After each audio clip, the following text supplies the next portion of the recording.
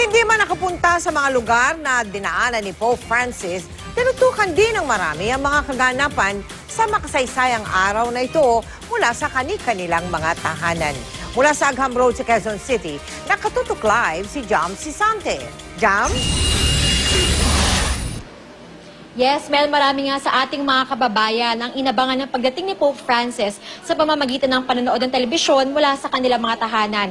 Narito nga tayo ngayon dito sa may Agham Road kung saan pinapanood ng mga taong naghahapunan yung mga balita tungkol kay Pope Francis. Kanina meron pa tayong mga nakasama na naiyak at pumalakpak pa nang makita ang pagdating ng Santo Papa.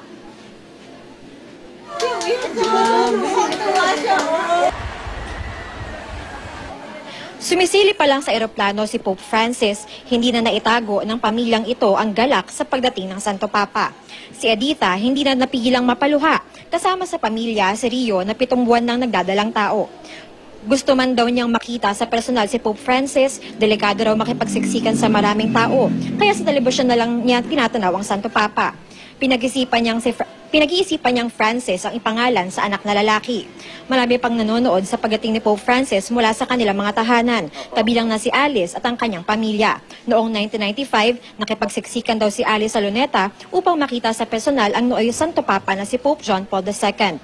Ngayon, kahit hindi na sing lakas ng dati at madalas sumakit ang tuhod, nais din daw niyang makita sa personal si Pope Francis. Si Pope Francis ang ikatlong Santo Papa na bubisita sa Pilipinas, na ikatlo naman sa may pinakamaraming bilang ng Katoliko sa buong mundo kasunod ng Brazil at Mexico. 80% nga ng populasyon ng Pilipinas o 4 sa 5 Pinoy ay Katoliko. Sa pagdating ni Pope Francis sa Pilipinas, pakiramdam daw ng ilang Pinoy ay nabasbasan na sila ng Santo Papa. Lalo ako na-excite kasi sa TV ko siya, lalo na kaya kung nandoon ako. Siguro ang sigaw ko hindi ko mapipigilan. Masaya. Bakit? Dahil nakita ko siya sa TV. Ang ganda rin po na isunod sa pangalan niya yung daladala mo. Gusto ko po siyang makita in person. Ang sasabihin ko lang po, pagalingin niya yung tuhod ko.